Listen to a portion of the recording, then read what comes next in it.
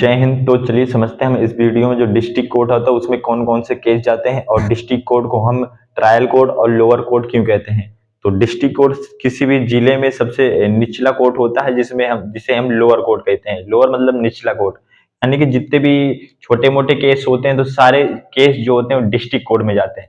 फिर district court से बड़ा कोर्ट आ जाता है हाई कोर्ट, फिर हाई कोर्ट से बड़ा आ जाता है सुप्रीम कोर्ट। सुप्रीम कोर्ट सबसे पावरफुल कोर्ट होता है और सबसे जो निचला कोर्ट होता है उसे हम डिस्ट्रिक्ट कोर्ट कहते हैं, या फिर हम इसे लोअर कोर्ट या फिर यानी कि निचली कोर्ट, या तो फिर हम ट्रायल कोर्ट भी कहते हैं। छोटे मोटे मुकदमे होते हैं उनको हाई कोर्ट में भेजकर उन्हें डिस्ट्रिक्ट कोर्ट में भेज दिया जाता है उनको ट्रायल के लिए, इसलिए इसे ट्रायल कोर्ट भी कहते हैं।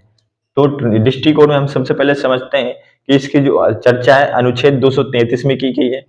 तो अनुच्छेद 233 में की गई है, अगर आपको डिस्ट्रिक्ट कोर्ट का जज बनना है तो इसके लिए आपको न्यायिक परीक्षा यानी कि न्यायिक सेवा परीक्षा आपको देनी पड़ेगी, तभी आप डिस्ट्रिक्ट कोर्ट के जज बन पाएंगे। तो जो हाई कोर्ट के मुख्य न्यायाधीश होते हैं वो उन्हीं की सलाह पर राज्यपाल डिस्ट्रिक्ट कोर्ट का जो नियुक्ति करता है और 200 इसकी चर्चा 233 अनुच्छेद 233 में रखी गई। तो चलिए समझते हैं हम डिस्ट्रिक्ट कोर्ट यानी कि लोअर कोर्ट के कितने मुकदमे हम उसमें भेजे जाते हैं।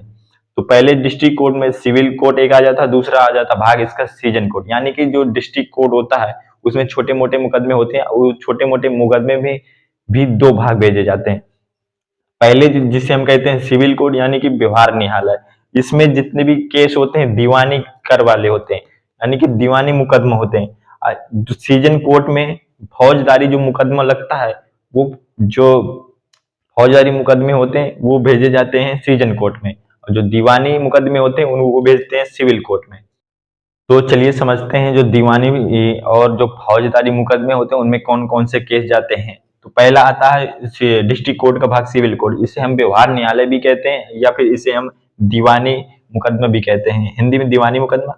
इसी में आ जाता है आपका राजस्व। राजस्व क्या होता है बात बताएंगे। फिर दूसरा भाग आता है सिविल कोर्ट जिसे हम सैन्य न्यायालय भी कहते हैं, इसे फौजदारी मुकदमे जाते हैं। जैसे मान लीजिए तो जो दीवानी मुकदमा है वो धन पैसे जितने भी वसीयत हुए दहेज वेज ये फिर जितने भी पैसे वैसे से मुकदमे हैं ये सारे मुकदमे जाएंगे दीवानी में। फौजदारी में अगर किसी की मारपीट या फिर हत्या या फिर किडनैपिंग कर लिए, ये सारे जो मुकदमे हैं वो मुकदमे होंगे फौजदारी मुकदमे, यानी कि ये फौजदारी मुकदमे जाएंगे सीजन कोर्ट में जिसे हम सैन्य न्यायालय भी कहते हैं। तो दीवानी मुकदमे धन, जैसे मान लीजिए आपने किसी का धन यानी किसी के पैसे चोरी कर लिए, तो आप पे जो केस लगेगा मुकदमा चलेगा वो सिविल कोर्ट पे चलेगा जिसे हम व्यवहार न्यायालय भी कहते हैं।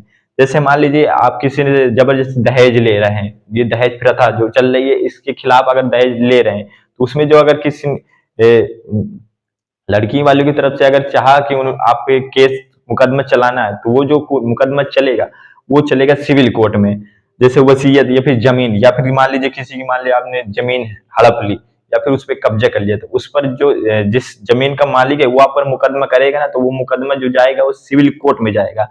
तो अगर मान लीजिए किसी की धन की वजह से आपने उसको मारा भी और धन भी चोरी किया, तो आप पर दोनों ही कोर्ट पर मुकदमा चलेंगे, एक दीवानी मुकदमा भी चलेगा और फौजदारी मुकदमा भी चलेगा, क्योंकि उसका जो धन आपने चोरी किया तो उससे चला गया दीवानी मुकदमा और उसको मारा भी साथ में तो फौजदारी मुकदमा, तो आप पर दोनों मुकदमे चलेंगे, फौजदारी मुकदमा और दीवानी मुकदमा भी। फौजदारी पर मारपीट के जितने भी मुकदमे होते हैं फौजदारी मुकदमे में जाते हैं। दूसरा मान लीजिए आपने किसी की हत्या कर दी, लूट की वजह से अगर हत्या कर दिया तो दोनों, पैसे की वजह से तो दीवानी मुकदमा भी लगेगा और किसी की हत्या कर दी तो फौजदारी मुकदमा, यानी कि सीजन कोर्ट में उसका आपका मुकदमा चलेगा। तो मारपीट डकैती लूट धमकी, अगर धमकी आप किसी भी दे रहे हैं तो आपको जो मुकदमा चलेगा वो सीजन कोर्ट में चलेगा जिसे हम सैन्य न्यायालय कहते हैं। धमकी और अपहरण या फिर रेप ऐसे भी ऐसे केस हैं जो फौजदारी मुकदमे में चले जाते हैं, यानी कि सीजन कोर्ट में आपकी मुकदमा चलेगा। तीसरा आ जाता है राजस्व।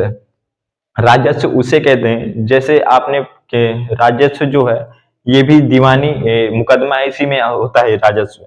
राजस्व उसे कहते हैं अगर आपने सरकार का पैसा लूटा, पैसा की बात अगर हो रही है तो वहां समझ लीजिए कि दीवानी मुकदमा चलेगा। धन दहेज संबंधित है, जमीन पैसा जहां भी ऐसे रिलेशन में है पैसे, तो वो जो मुकदमा चलेगा वो दीवानी मुकदमा में चलेगा। तो अगर राजस्व उसे कहते हैं जो सरकार का पैसा लूटे। जैसे मान लीजिए आपने बिजली खर्च की, जो बिजली के टैक्स है आपने वो नहीं दिया, तो आप पे वो राजस्व लगेगा। जैसे टैक्स चोरी, अगर मान लीजिए किसी भी कंपनी में मान लिया कुछ भी सामान प्रोडक्ट बन रहा है, तो उसका जो टैक्स लगे आप पर अगर भुगतान नहीं हुआ, आपने नहीं किया सरकार को, तो सरकार आप पे दीवानी मुकदमा चलाएगा, यानी कि आपको सिविल कोर्ट में जाना पड़ेगा। जैसे गाड़ी का चालान, अगर आपने किसी गाड़ी का चालान आपकी गाड़ी के कट गया, तो अगर उसका पैसा भरना है सरकार को, तो आप सरकार पे अगर नहीं भरोगे तो आप पे वो दीवानी मुकदमा चलेगा, जिसे हम सिविल कोर्ट में आपको मुकदमा चलेगा, जिसे हम कहते हैं दीवानी मुकदमा। तो ये है डिस्ट्रिक्ट कोर्ट के बारे में जानकारी।